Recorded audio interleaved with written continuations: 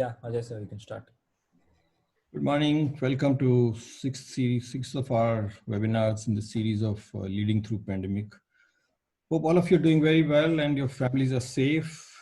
But during the last 6 weeks, what we have discussed is the reaction to the whole coronavirus, challenges and strategies, then how customer habits are changing, how retailers are going to cope up. The technology is going to play a very important role in whatever new norms come in, new realities come in.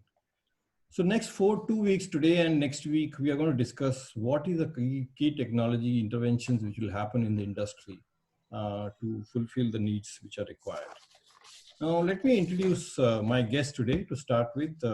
I start with Arpit Agarwal, Director, Decision Science, Zoom Cars. Arpit is one of the finest person I've come across in terms of data science. Then Dipankar Mukherjee, Chief of Innovation at Nihilent.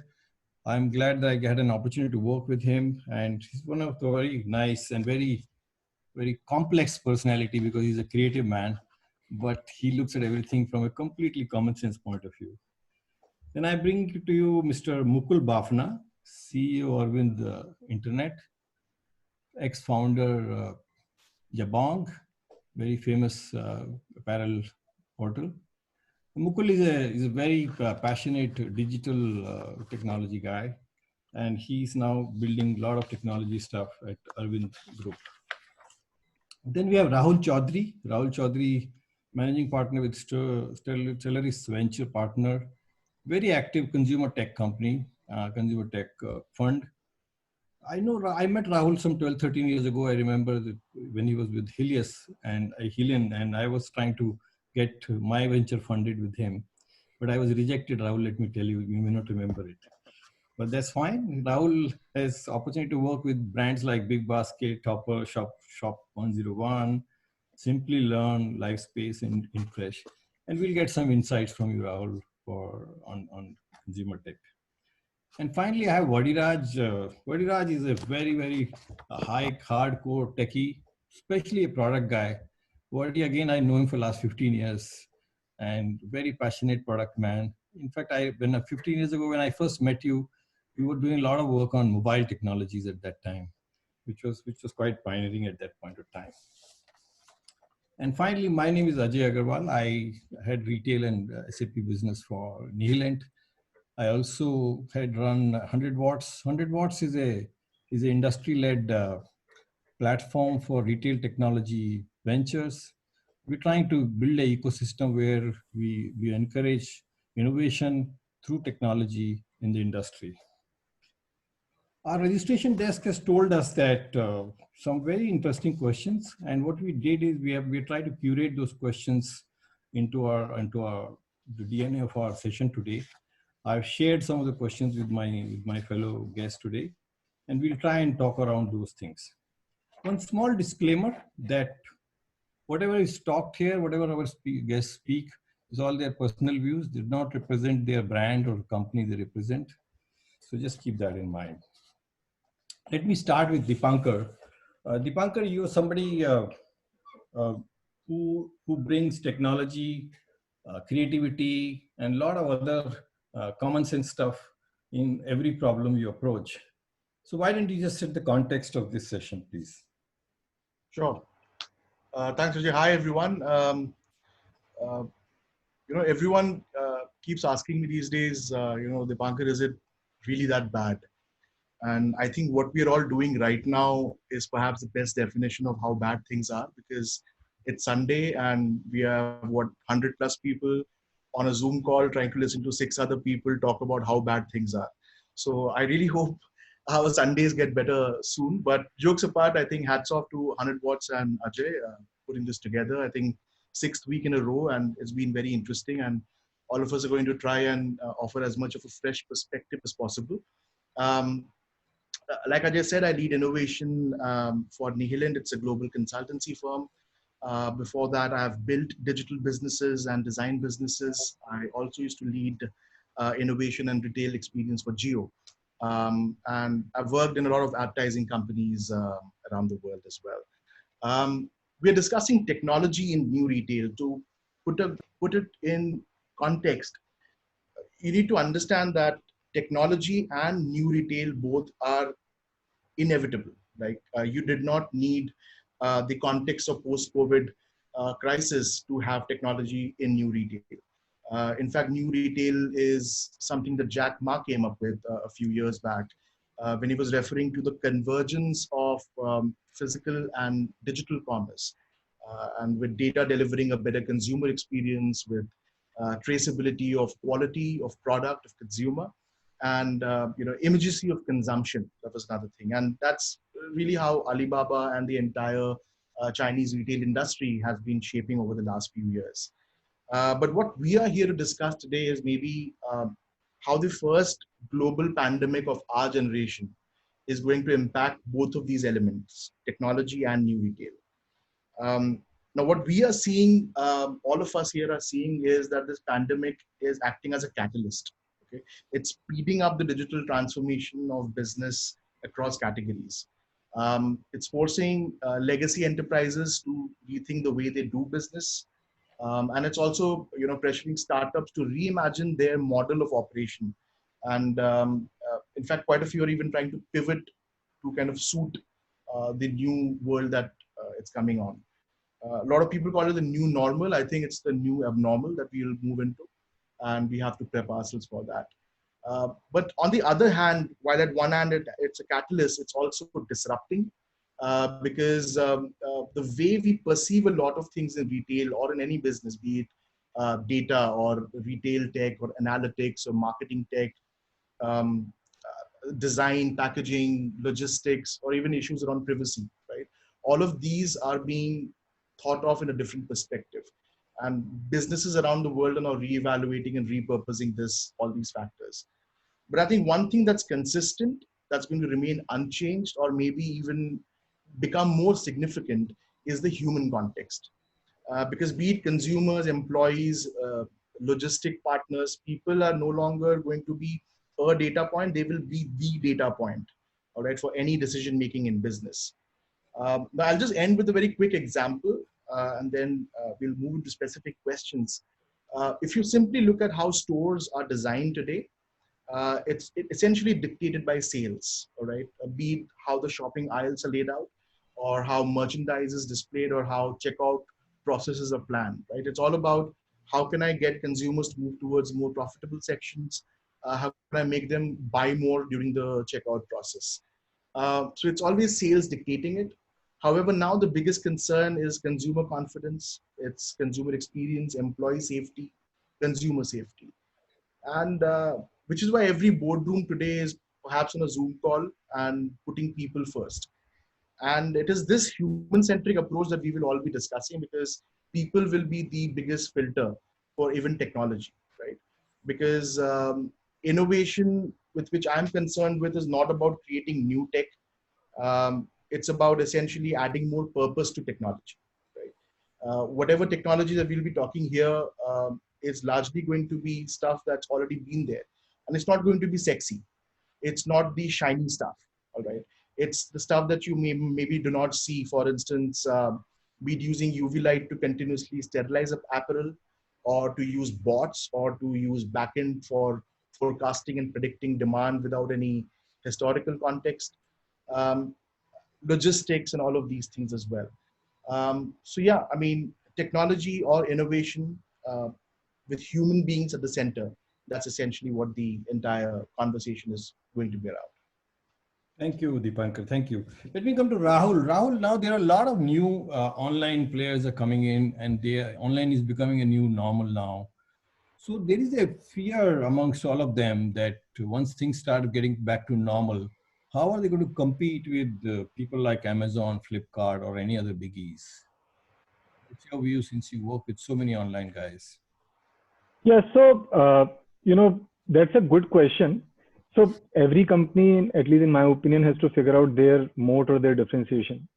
So if a Kirana guy is now wanting to go online, the reason they can succeed is if they are able to offer the quick service that some of the biggies still struggle to offer, or their understanding of their local demand. At the same time, there is an expectation from an online consumer that, the inventory that is displayed in the app is correct, If it says it will come with some freshness and all. So the so basically the Kirana guy has to rise to an whatever the online consumer is expecting. But at the same time, the reason they will or they can survive and they can still flourish in the new online world would be because of their understanding of the hyperlocal customers that they serve. So at least I think it is not as if one will win over the other. What is very clear, the share of online will go up. So if retail is 800 billion or $1 trillion, whatever size of the market, in that if online was just 2-3%, at least I feel that share will go up and different players will survive based on what their strengths are in the new world. So that's how at least I see it. So how do you think they will build these strengths? Is the technology, or I mean, I have my views. For example, I feel a lot of traditional players, brick and mortar players, have not been able to compete with or have not been able to do as good as big guys because they try to compete with them. So if I have to give a suggestion, I will say don't compete with them. Build your own brand separately and build your own experience and build your own relationship with the clients. So what do you think will be the differentiator for them to stay to keep the customers with them? So see, again, it depends on which space we are talking about and which sector we are talking about. There are large and small guys. There are fashion. There are different verticals out there, and different players have their own strengths. So let's say if I'm a Spar or if I'm a Big Bazaar, I have my own strengths. Let's say in terms of sourcing, the store locations I have, the customer base that I have. Now, how do I repurpose it to serve somebody who wants to buy online but wants it to be delivered from a nearby store because that reduces the time to delivery? That is for a grocery guy to figure out. Now, for a fashion guy, it's a very different thing because maybe the demand is not very local. It is maybe at a region level that you predict demand in terms of what kind of colors will fly and what kind of clothing will go. So there it could be a more experiential piece that might matter. So depending on the sector, the choice has to be different. I do think that the offline guys were not able to do a lot of this because they never had pressure. They always felt that anyways, 95% of retailers, consumers are anyways coming to their stores and buying.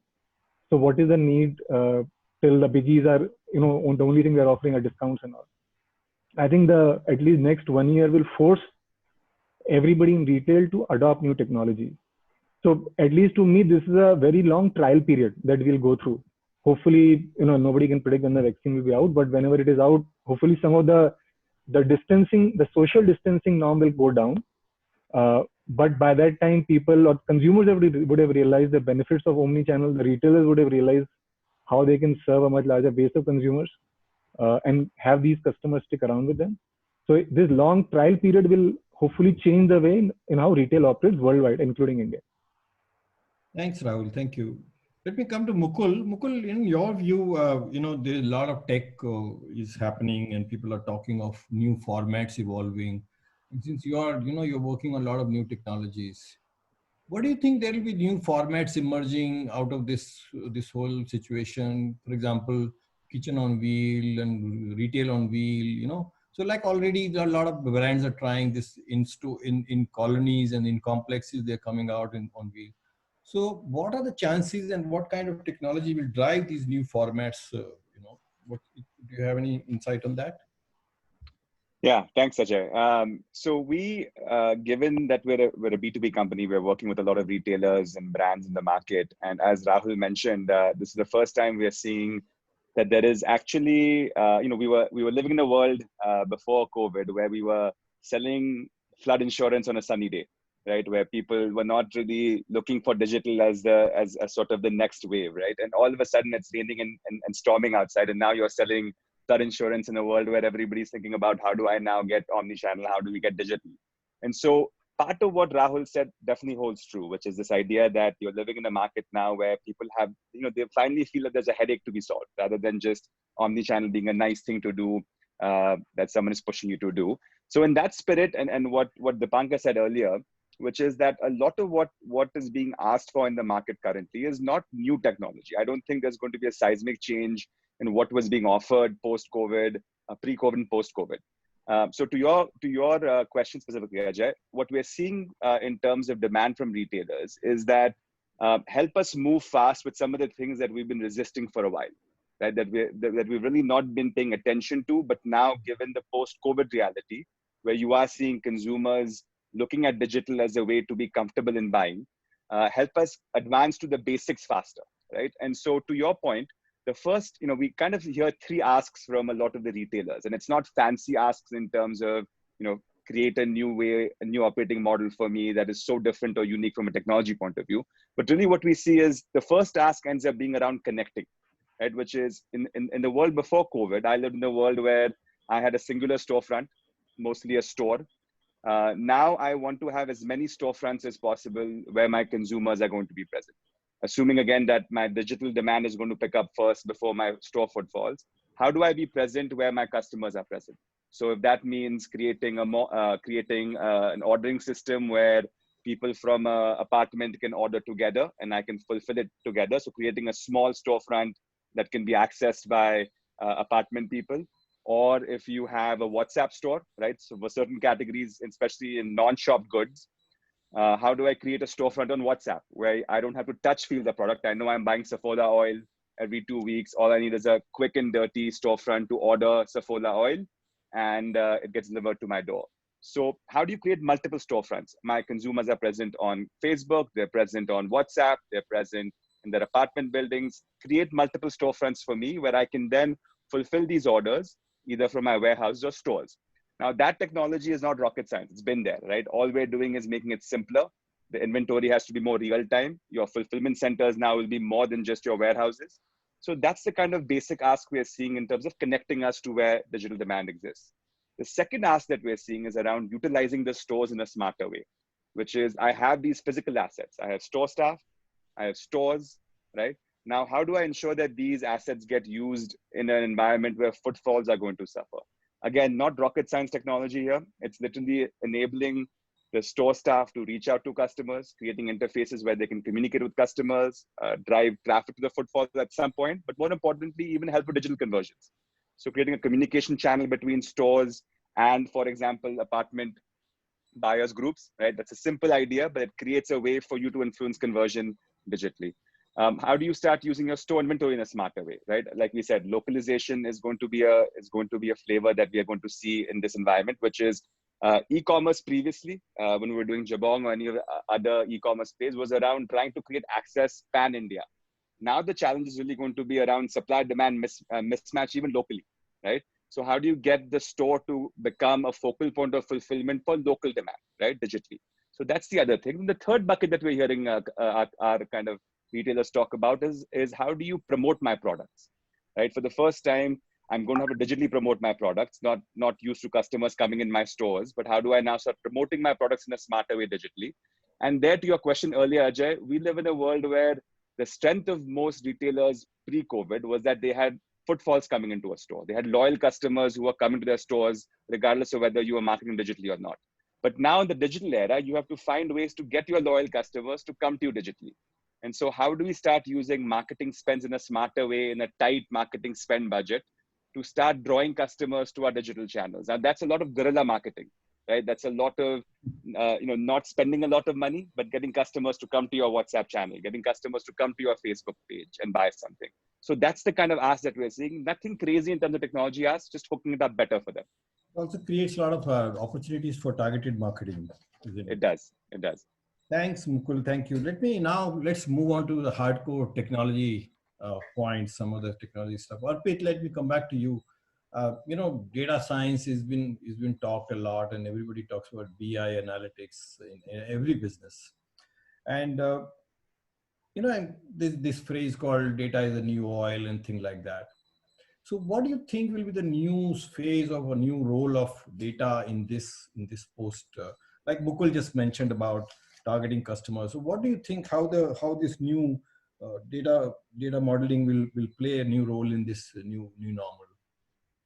So what made my read is that the consumers are going to change. The way they used to behave earlier and the way they will behave now will undergo drastic change in terms of the money spent they're going to do in terms of the frequency of buying that's going to Can happen. you please speak a little louder, huh? Can you hear me now? Yeah, better, but a little louder, yeah. Okay, just a second. I'll just increase my audio volume. Is it better now? Yeah.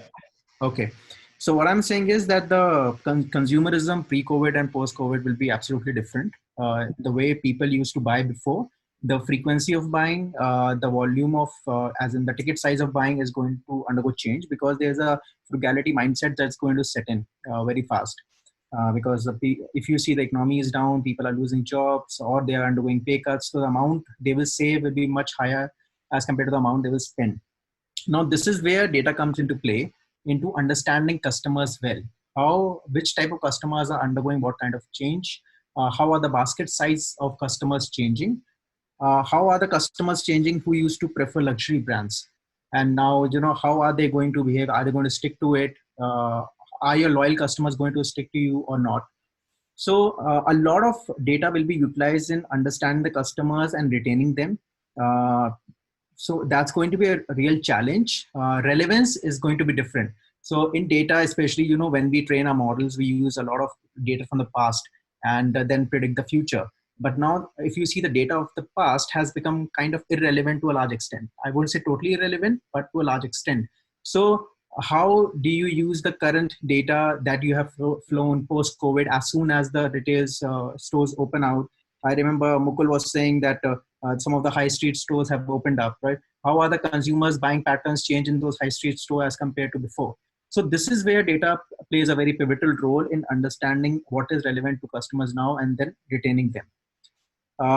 One of the very critical roles of data analytics would be shifting consumers from offline to online. We understand that the stores, number of stores, brick and mortar stores have to be cut down. There's a company called Yinman in China that has cut down the stores from 650 to 50 stores now. And it has kind of made all the experience virtual, where it kind of live broadcasts and explains its products. They have video experts who show the product catalog, and that is how they are selling. They have WeChat community-based sellers where they form groups of a locality of all the people interested, and then they post their products. So you get a very different source of data now, right? So we cannot stick to the old sources of data. We have to change the way we think. And this will also play a very critical role in predicting the demand. That is one of the main reasons people deploy data analytics. So this is from a consumer front-end point of view. And if I talk about data analytics from back-end point of view, a super critical role has to be in inventory management, because as you see now, people will stock up less. So for example, fashion retailers used to buy once in 6 months earlier. Now the frequency of buying will increase and the volume of buying will decrease. So they need to understand how much to buy, which store they should keep, how much inventory or what fit or what sizes, how much they should keep online or how much they should keep offline in physical stores. So all those things have to be understood to maximize the working capital, because finance is going to be a big restraint in the current times. Thanks, Arpit. So, Wadi, let me come back to you now. I've already seen a question which is very similar to what I was about to ask you. Somebody called Sanya, who has put in a question about what is the kind of technology which is required, Wadi, and for making the retail staff more efficient. And my question actually is that how the tech will help the retail employees, to enhance the experience in the stores, outside the store? What is the kind of technology which you think the retail employees will start using? Sure, thanks, Ajay. So I think technology. I think as I agree with the rest of the panelists as well, right? I think it's not going to be rocket science or whatever per se. But whatever technologies have been so far there, how do you make best use of that for the experience that what the current consumers require? Because in this post-pandemic conditions, or as well even now in the lockdown conditions, the behaviors are very, very different. I think the same person was coming to the store, he may not come, right? So I think there are aspects of how their whole experience and the journeys towards, say, ordering. I think the ordering, they will prefer possibly pre-ordering, And kind of, especially in the West, I think we are seeing that curbside pickup, things like that. There are new channels that are going to emerge, and I firmly believe that, I mean, even with the recent the acquisitions, investment with Facebook and Jio and things like that, there'll be new channels that are going to be opening up significantly. I mean, WhatsApp, things like that are going to be a prime for various segments. I mean, like for grocery, for example, they will get a new channel to order. Now, what is interesting is with these channels, how is the backend store technologies as well are able to take care of these orders that are coming in from different channels.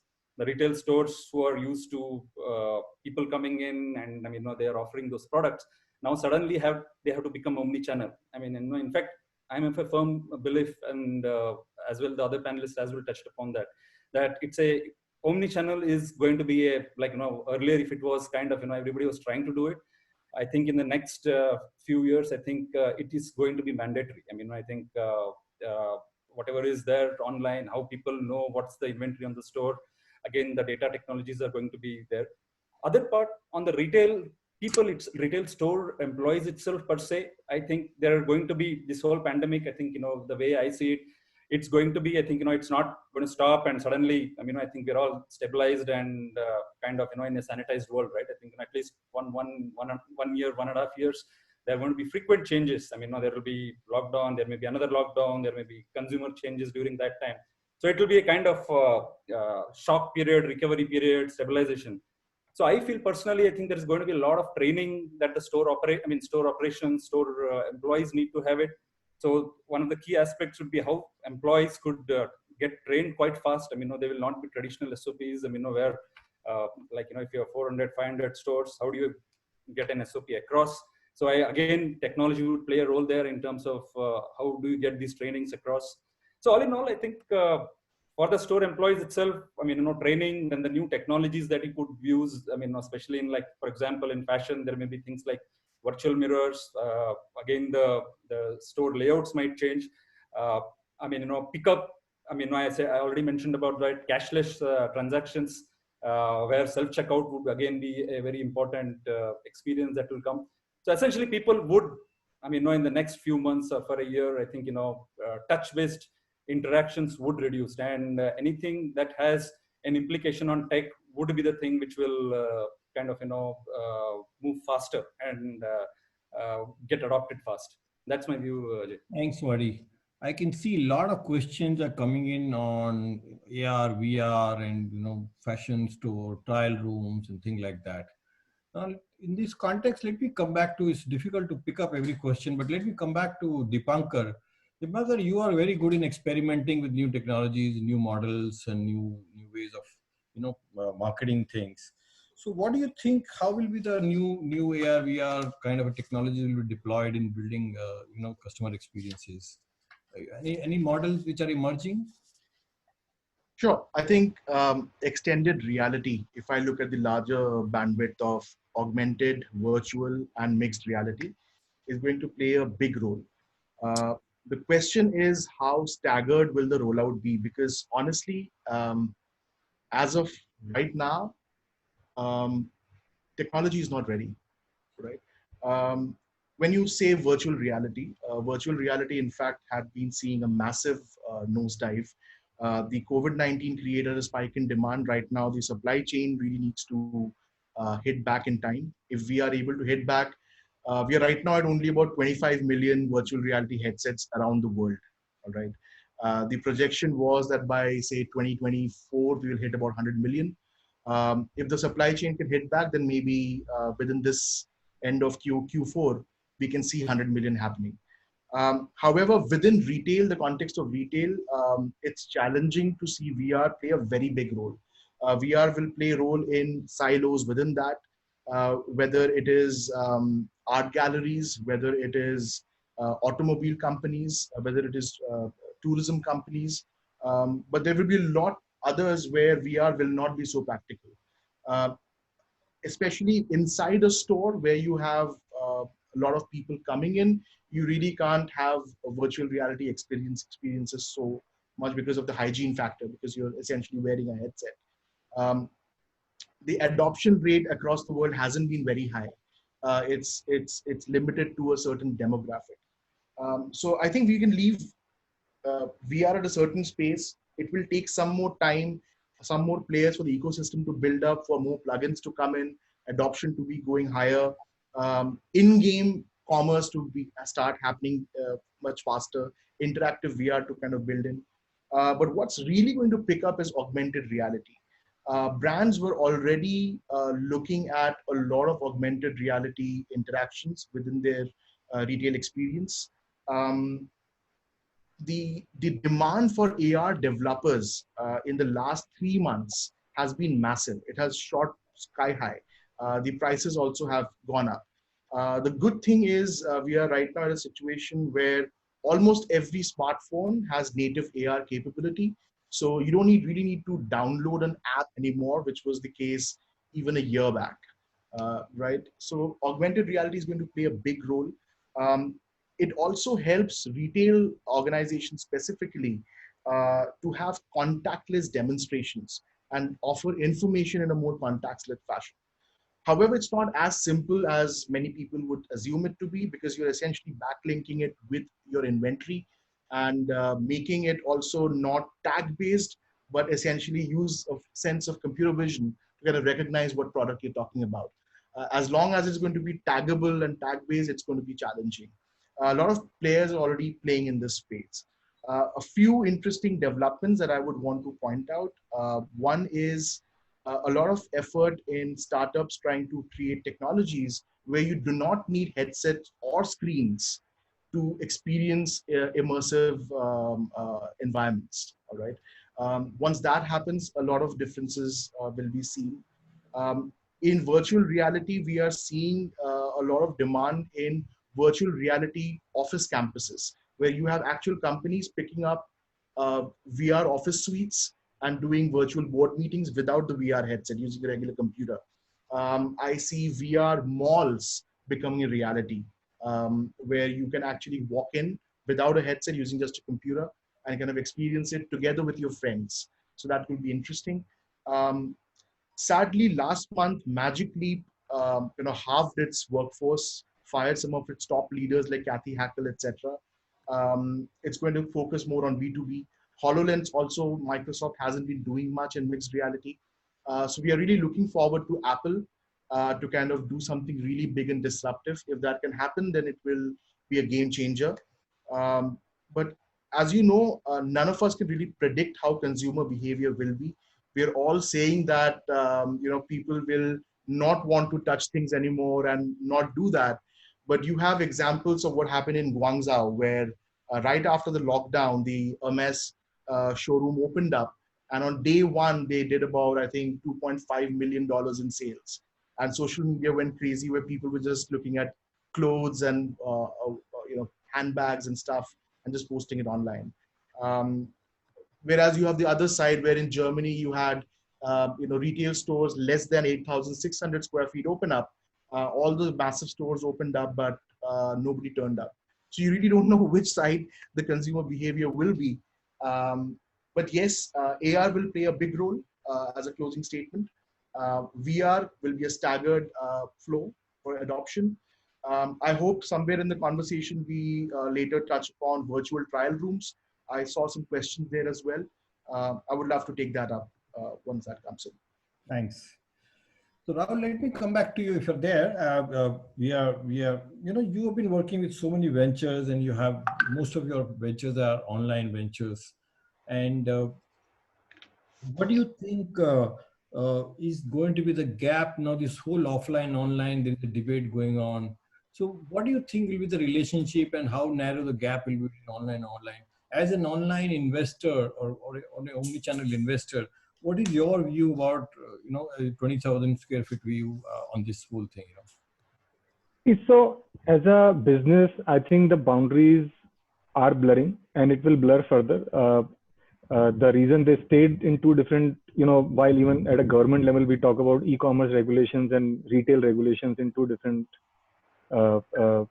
scheme of things, as two different scheme of things. I think those boundaries will blur. The challenge that the offline retail has is the huge fixed cost that they have. which is an advantage for an online retailer where obviously they have warehouses and all and they have tech teams and all, but at least it is still more fungible fixed cost. And that is a challenge that the offline retailers will have to deal with. And this includes the stores that they have, renters that they have to pay for that, the inventory that is stuck out there, and then the people part as well. So I think so at least as an investor, I'm not banking on some very, new age technologies coming in retail. I think if offline guys can even get their act together on online demand generation, making sure that they have a view of correct inventory in every store that they have and service the demand from the nearest location, that itself could be a very big win. That itself could be a big efficiency driver for offline retail and make them more, competitive with the pure online guys. So at least that's what I'll bank on. I also feel this is a good, what will happen because of this, that we already have 400-500 million people online. As more people start buying online, this also means that the distribution efficiency in the system will overall go up, because you are able, like today, if somebody can come into your, let's say into your housing complex, a farmer coming and selling to you in a housing complex, that is basically taking out intermediary, right? Now, not all of them will succeed after the lockdown is lifted, at least in my view. But whoever does and can make money, at least I think is a more efficient system of distribution than what we have traditionally been seeing. So this step change or this big thing that is happening in our lives now will allow some of those disruptions to happen. I don't know if I answered the question you had, but yeah, no, I was trying to find that that online is becoming offline, offline is becoming online, and like, is this becoming reality? Because it used to be a joke earlier. Now, will this outbreak actually make this real happen? Because earlier we used to joke about it, that online guys are becoming offline, offline have to become online. So now, I mean, do you think it is mandatory or online will continue? Sorry, I'm not able to hear you. So, Ajay, if I understand, sorry, were you asking the question to me or to Mukul? I didn't get it. No, I'm coming to Mukul after this. Yeah. Okay. So if I understand, sorry, I lost you for a minute in between. If I understand what you're saying is, are these boundaries going to get blurred, right? Right, absolutely. So I think people will try. I don't think everybody will succeed. So that's how I see it. There is, right now there is a pressure, but as soon as things start lifting up, some of the pressure will go up. In some companies, there is no talent, as in the thought process itself. While I want to do it, if I can't do it, there's not much that will happen. So I think some people will succeed. A lot of them will fail also. So we might see emergence of, if there are 10 retailers, large retailers today, we might see some of them fall off on the way. And some few ones who will succeed will actually create a lot more value also. Thanks. So Mukul, coming to you, you are into omni-channel space and B2B. So what do you think these malls, we are saying everybody's not sure whether malls will, how fast they will come back to life and how fast they will come back to business. What is the future of malls in the omni-channel environment or omni-channel context of the omni-channel technology? Yeah, that's a question that has been asked in several conversations as we talk to retailers and shopping centers and malls. And it's a question that, like Rahul and the other guys mentioned, is that the future of malls was being thought of even pre-COVID, right? Which is what's going to happen in a mall setting where you have digital marketplaces where people are buying across brands, where you are seeing store footfalls also fall pre-COVID. And malls always were thinking about digitization in their own way, right? And some malls have looked into this, others are considering it, but there's never an impetus for them to really push this as a big agenda, which is to go digital, right? They relied largely on footfalls. They relied largely on malls being a destination where people would come for shopping, entertainment, food. And so they always felt to a certain extent that they had a defensible position versus digital, because people wanted to actually think of malls as entertainment beyond just shopping. So my question actually was that earlier the malls were trying to market themselves purely to drive footfalls, Correct. Now, what kind of technology malls will use to drive commerce, actual commerce? Correct. And so that's the That's the question that I think, Ajay, that all of us are trying to answer, which is what we have seen is that there was never this demand from malls to digitize. Now, what we're hearing is a few of them. I still don't feel like there is this huge demand from malls in terms of people pushing to go digital, but a few of them are thinking about how do you now start using digital as a way to drive commerce when stores are not really operational, when footfall is going to drop. So what was happening pre-COVID was that there was a little bit of demand for malls to say, look, let's set up our own digital platform, right? Where we can effectively use it as a way to promote our stores, right? Some malls were even progressive enough to basically say, look, if our individual stores don't have the visibility of, for example, hooking up their inventory directly from a store, we'll create a platform where we can have individual stores starting to expose their inventory for local commerce on a mall platform of sorts. So having a mall marketplace created for them as a digital property. Now, that never quite took off pre-COVID because again, people didn't see the need for doing that. Post-COVID, there might be some situations where malls will say, look, it's our job to also now think digital.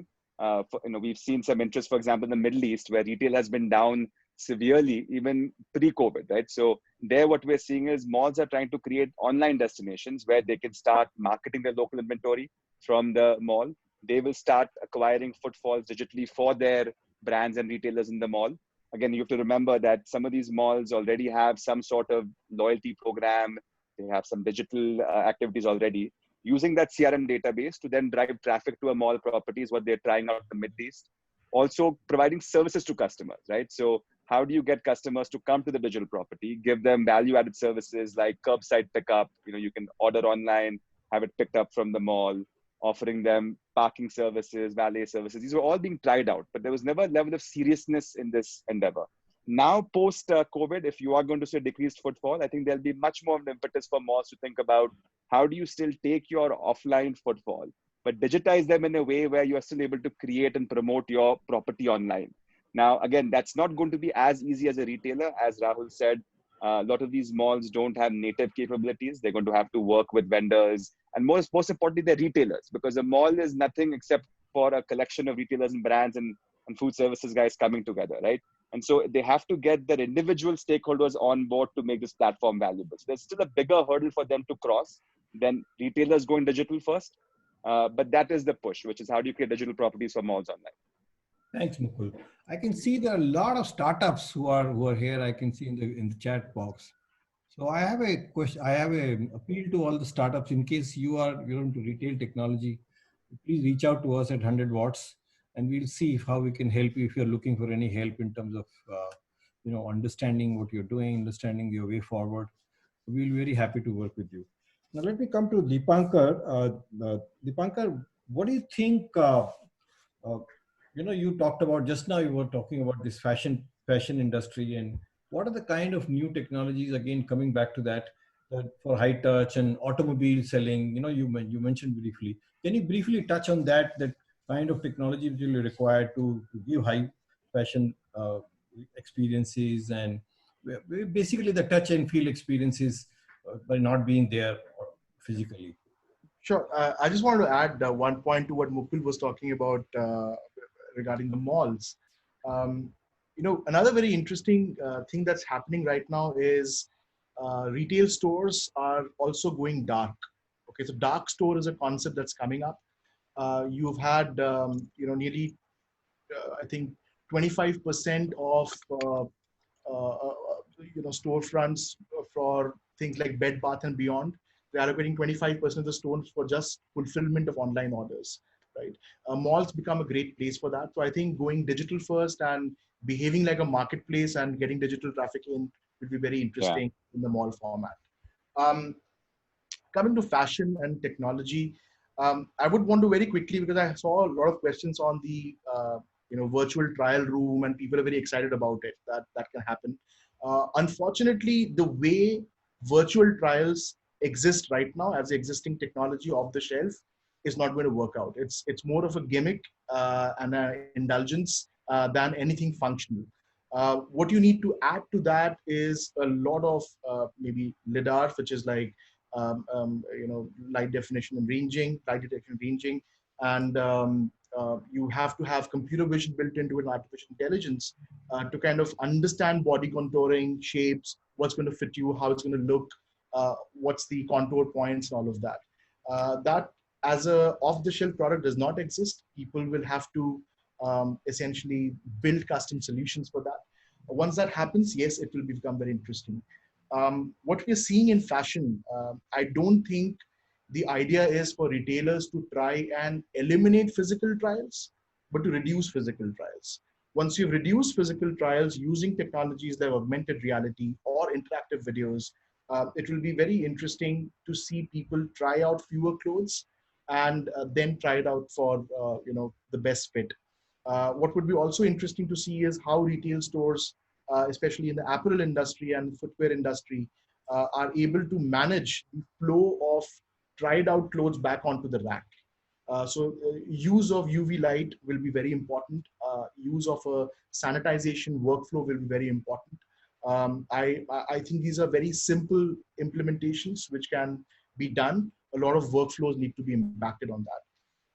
We are seeing live stream shopping. I think someone touched upon that. Becoming very, very big. Taobao Live was the biggest example in China. Amazon Live tried it, but didn't work out too well. But it's essentially having your own Asian Sky Shop or a television shopping network online. But you're able to chat, interact, and even place orders online during a live stream, where influencers and shop stylists and fashion advisors are able to show you things in live. In China, you have influencers actually running live stream for nearly 8 hours, and people interact with them, and then they sell those products out. So that's again very interesting.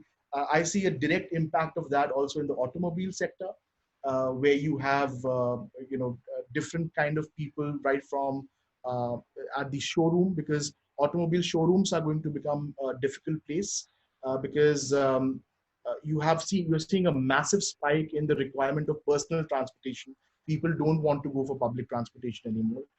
And for automobile sector to scale up the showroom route is going to be tough. So they need to go in a way where people are able to have an in-car experience virtually or remotely.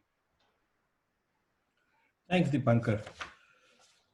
Wadi, let me come to you about now a little bit about supply chain. We are talking of too much of front-end experiences.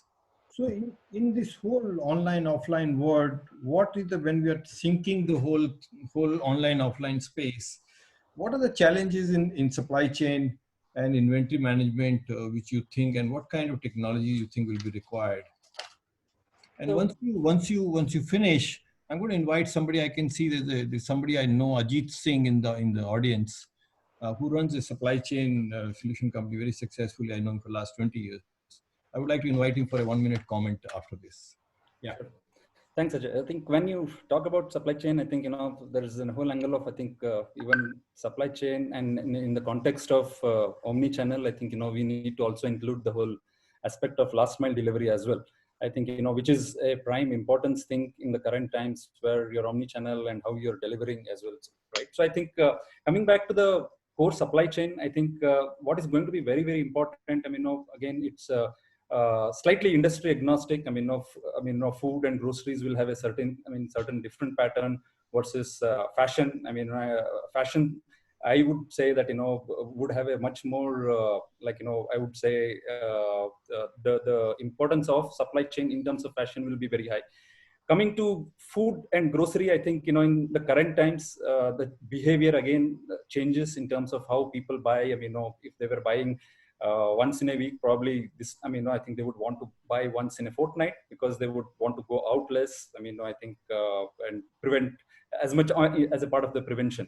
So in terms of technologies itself, I think there are again aspects of how this, how big large companies would adapt, and adapt to their existing monolithic software that they may have, and how they adapt in terms of their existing inventory management. They have multiple stores or whatever. I think how the technologies that they use and the tools that they use. The kind of the data technologies that they use. I think that's going to be a very important role, because if somebody is using a very legacy system, which takes a lot more time to kind of synchronize and make it available for the end users, as well as in terms of information to the stores.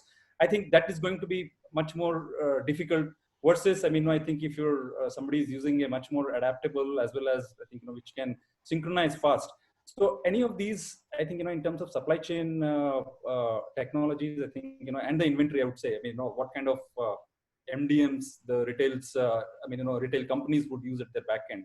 So anything which can bring faster information across the whole, chain, across the whole ecosystem.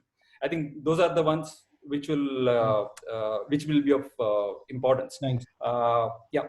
So before I call Ajit, Mukul, you were trying to say something. I saw you raising hand. Yeah, the point, this is to all the panelists, that the question that keeps coming to mind when we talk about some of these technologies is we're going to also live in a fairly frugal environment, right? So we're talking about, and this is something that we see on the ground in terms of reality, is prior to COVID, if you were trying to convince a retailer of putting 1,000 rupee router in a store, right, just for having the basic communication in a store to have digital technology running, it was a nightmare.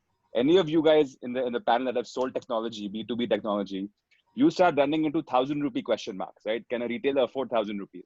One of the big things we have to all consider is there might be great technology out there, right? So for example, Rebecca Minkoff launched the virtual mirror,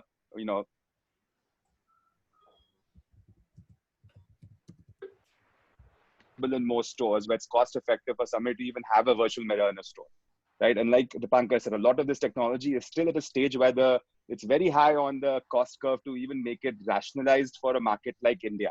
So if we start talking about technology adoption trends, we still have a huge pushback from retailers even being willing to invest on sunny days in basic technology, let alone in a rainy day where you're asking them to put more capex into a store. So I think we've kind of belabored this point, but it's a point worth kind of pointing out to is a lot of the basics still have to be figured out before we start getting into high tech in stores, let alone even high tech malls for that matter.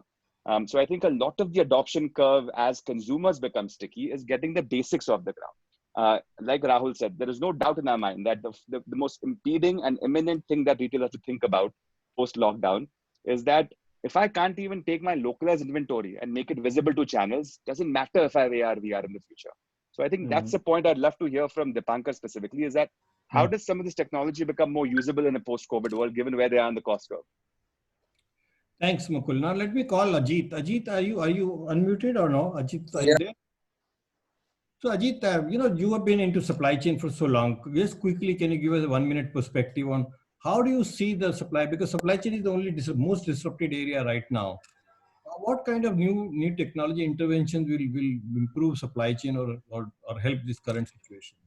Yeah. Thank you, Ajay. And I think I've been hearing through some very good discussion just now.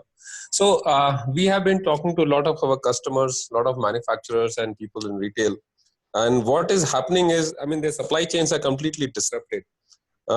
What's going to be a key challenge going forward for maybe at least a year or longer is the availability of products. So factories are either shut because they are in red or orange zones, or they are operating with limited capacities. So because they can't work with their full force. Also, what is happening, even if the factories are operating, their vendors are shut or operating with limited capacities. So sooner or later, the goods which are there on the shelf just now, they're going to dry up. All the goods which are either in warehouses or in the stores, they will dry up and there won't be enough produce that's happening there. So that is a big challenge that's going to happen.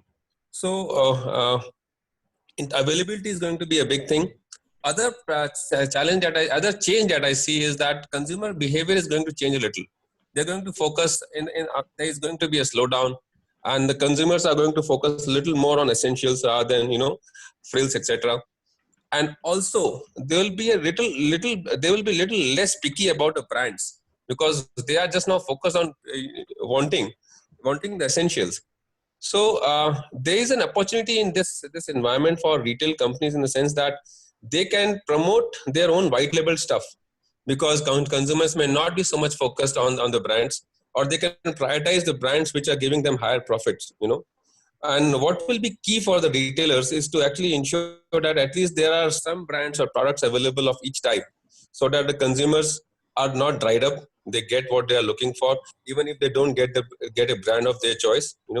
These are the key aspects. apart from these, for bigger retailers, it will be important to get their demand estimates right. And it's a challenging problem just now because there is no recent history and buying behavior is going to change. So getting demand estimates right and communicating it efficiently and effectively with the vendors is important, so that whatever demand estimates they have should be made available at the earliest. Getting inventories right in the stores will be another challenge. So these are the key things for the retailers. From the manufacturer's perspective, they are going to struggle with limited capacities, limited material availability. So they will probably prioritize on the products which will maximize their revenues per ton of capacity available. They will also, for both retailers and manufacturers, it will be important to focus on the products which have low variability, where they are certain that they will not err on the demand forecast. So low variability, high volume products should be the focus, because you don't want to spend money on producing and shipping and you don't want that money to be idling. So you want to make the most out of whatever you have spent. So that is important. It's also, at this time, it's an opportunity for both manufacturers and the retailers to win against the competition. So if you can do better in these times, if you can get a larger share of business compared to your competition, if you can make your products available on time, that will be a winner for you. So these are the key challenges that I see for both retail and manufacturing companies. So we're going on a last round. We don't have much time left. Thank you, Ajit. So let me come to Arpit. Everybody's talking of AI, ML, and all these technologies to be used. And also there is a fear in terms of whether it will impact people's job. So as a practitioner, what do you think, how these technologies will come into the life of the businesses and also not impact people? So there is also a lot of questions about this on this issue. Any quick comment, like all of us, can we have just quick comment in the last round? Yeah. My sense is that AI and ML does not really cut people's job. It supports people sustain their jobs. So if AI and ML is not there and virtual reality is not there, obviously companies who are mostly brick and mortar won't be able to earn much revenue, right? So it's actually supporting in that way. What it will do, it will change the way, it will change the model of the business. So for example, the retail stores in the shopping malls, they might become like experience centers instead of people going there to actually purchase. And the purchase can happen online, right? So in that way, they will the staff will still be engaged into more doing deliveries than managing the stores. But I don't see that getting cut because of AI, ML, or anything. It just supports and makes it better. Thank you, Mukul. Last comment from you about what do you think is the role of omnichannel in new customer acquisition? Because the customer acquisition will be very back as soon as this whole situation changes, comes back to normal. Everybody will start fighting for customer acquisition once again. So how does omnichannel will play a role on customer acquisition? Yeah, well, as I mentioned earlier, I think this is the fundamental question that most people are trying to answer, which is customers used to walk into stores. Now they're not going to walk into stores, so you have to be present where your customers are to acquire them. And so I think the biggest challenge is going to be for a lot of retailers to ensure that they have either presence or a storefront, whichever is viable for them on digital networks where customers are flocking to. So whether it's Facebook, Insta, Netflix, right? These are channels where you're seeing more people flocking to in these times. You're going to have to be present where your customers are, and that's the answer, is create ways for you to plug in storefronts or ways to draw that traffic into your digital storefronts. Thanks. So Vadi, there is a question and then I'll put that on to you. There are a lot of disruption has already happened in the payment space. And now since people will not be coming into stores, so this, payment, card payment and all that may not happen. What do you think are the new disruptions which you can expect in the payment space? This question from Devang from Atom Technology. Absolutely. I mean, I think, apart from the disruption, I think, my own view is the existing technologies that have been there in the payment space, right? In terms of digital payments, mobile payments, which are there, which is a touchless payment. I think their adoption is going to be increasing. I think that we have already seen it even in the last few weeks. In terms of, people would hesitate to give cash. Number one, I think, second is, apart from cash now, I think card usage would decrease. So the things like, QR based payment or UPI based payment, which technologies have been there. I think it is actually not per se disruption in technology, but I think the adoption of these technologies for the use cases. Like for example, I think we had a mango vendor in the mango season who just came, and we had to enable him. And I think very quickly, I think without cash, without card, I think direct from the farm. I mean and of course removing an intermediary as well. I think we could use like any of the channels like PhonePe, Google Pay. So I would say, I think, one is from a consumer standpoint, I think, a lot of these cashless, touchless payment means would increase.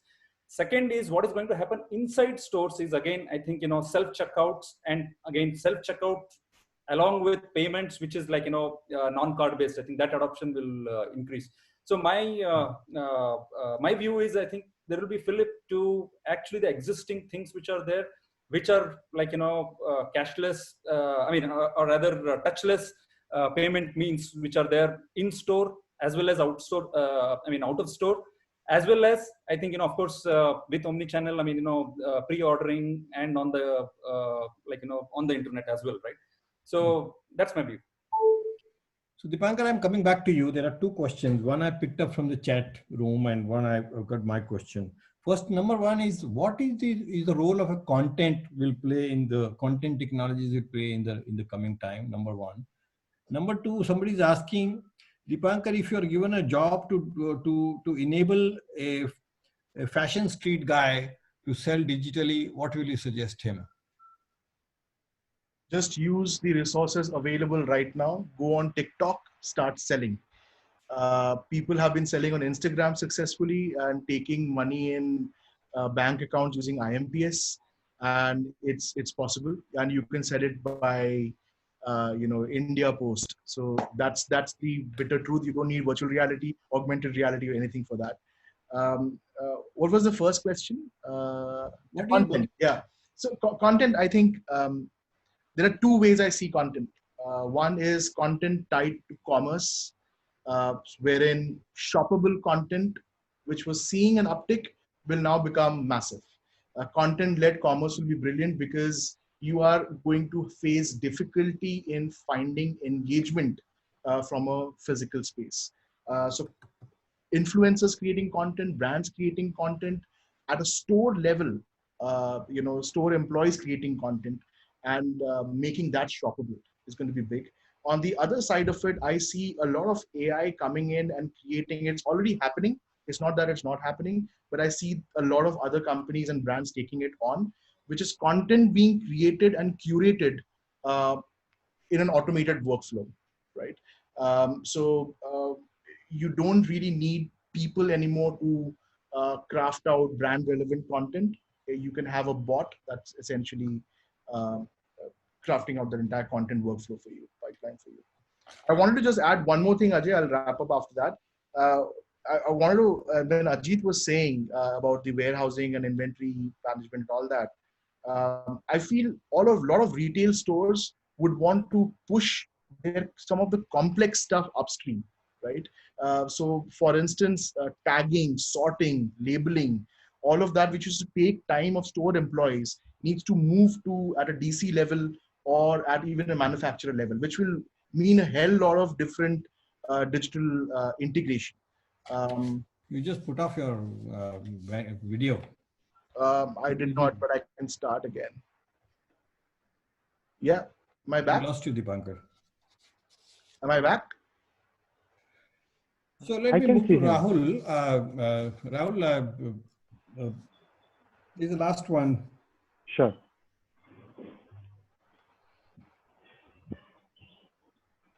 Hello. I think there was some issue. Did we lose Ajay? Yeah, Yeah. there was some issue with internet. He's logged out. Yeah. We'll wait for a few minutes for him to get back.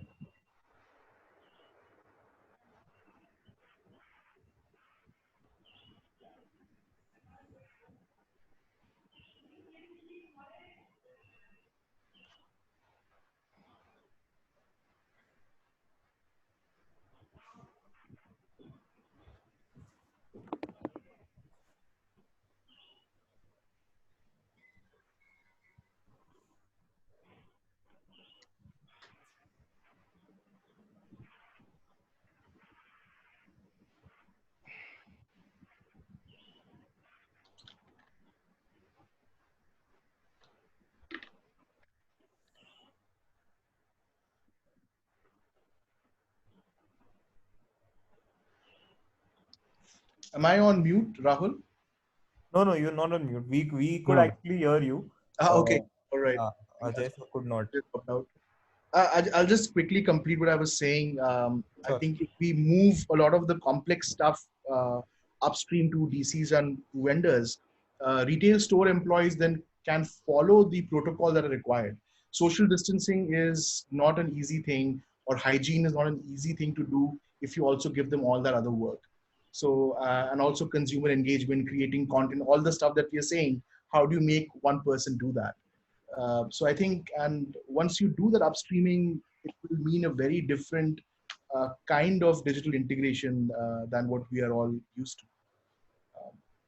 Yeah. So I think Ajay sir is not able to log in right now. So I would just request all the panelists to, if they have any points to make, they can make them right now, or we can move forward to the closing remarks. Sure. The only point if I can just conclude, I would say is that if one looks at this in two different time phases, one is the next 1 year or so, and then what happens long term. At least I feel that next 1 year, given that consumer demand might be under pressure, we may also find a lot more demand for value for money brands versus more higher end brands. Somebody touched upon brand replacement. At least in my mind, that is slightly more short term. Hopefully, when supplies are back, Yeah. That may not be that big a question. And the other one is, be ready for dynamic changes. I was talking to somebody at Swiggy, and every day some city closes, some city opens. So they have to be very dynamic in how they service the demand for the city that opens up tomorrow and then closes the day after.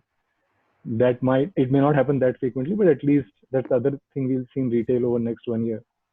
That depending on how things are spreading, people, the demand might change very dramatically in one location. So how do you move inventory around? How do you get store staff trained for such pieces will be very important as well. Rahul, I think since I think Ajay is not there, I just wanted to take one leverage and ask a very interesting question. Since there are a lot of startups here and a lot of tech guys here, I think post-COVID and post-pandemic and all these, where the behaviors are going to change, a lot of things where we ourselves won't be certain about how things are going to shape. What would be the flavor from a VC perspective, B2C or B2B, from a retail context? I'll give you the most safest answer that we are bullish on both. So we have, and if you look at our portfolio also, we have not been specific to one. We have 15 companies and close to 6 or 7 are B2B, pure B2B, and then there are another 8, 9 which are B2C. So we stay bullish on both. We have not been, fortunately, unfortunately, as bullish on pure software sale to Indian enterprises. Because at least there we feel they have this, and you yourself talked about, selling that 1,000 rupee router to a retailer. Somebody talked about it, Mukul maybe. So that has been the challenge. My assumption and my hope is that because of this current pressure, at least a lot more SMEs will be available to come online, and at least on a revenue basis, they are willing to pay slightly more than a B2B large enterprise guy who is always trying to negotiate the best price and so on. Whereas SMEs are, you give them 10% more demand, they'll give you 10% of that as commission. So at least we are more bullish on that space. But we never say no unless we see a great idea, and so we are always open. Yeah, Rahul, I would agree with you. I think the SME thesis comes to life much more in this time, right? Because I think where omnichannel really is going to help is the SME market. The larger guys, have either started investing before the curve or will have the money to invest in. But how do you enable the SMEs in India to really make a dent in this market in terms of, doing all the things that they never even thought about? Yeah. And including the pricing aspect of it, right? Because this is not going to be a capex world where they're going to pay a lot up front. Yeah, true. Sorry, guys, I missed out. So Rahul, I was asking about, I sort of logged out completely for some reason. I was asking about how do you think is the startup system is going to go help this whole challenge in front of the retail industry? Do you have any visibility of how startups are going to take up these challenges? I think it is kind of connected to what I was just saying. We are already seeing lots more startups helping SMEs build either an online demand presence or helping them run their businesses more efficiently. So to me, like a digital payment is a classic way you're helping SME collect payments.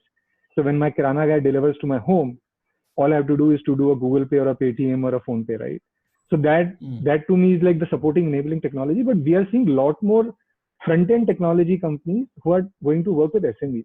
My challenge with large enterprises is, one, they are always debating, have very long sales cycle, and they kind of end up looking for larger or heavyweight solutions. Whereas SMEs are ready to experiment much faster, which is what startup, is providing to them. And they are more nimble also. As they hear about new needs, they develop the package or the solution accordingly. So there we are seeing a lot more stuff, things like helping you enable storefront, helping you connect on WhatsApp, Instagram. We ourselves have a company called Shopanum, which allow resellers who sell on WhatsApp to have an online presence.